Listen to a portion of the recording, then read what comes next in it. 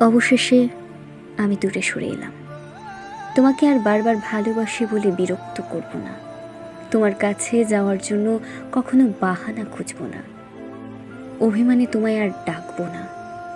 কষ্ট হবে, ঘুম হারিয়ে যাবে, ক্লান্ত শরীরে তোমায় আর ভালোবাসবো না। থেকে যাবে তুমি স্মৃতি হয়ে, রয়ে যাবে একটা স্বপ্ন হয়ে। হাত বাড়ালেও ছুঁতে পারবো না তোমায়।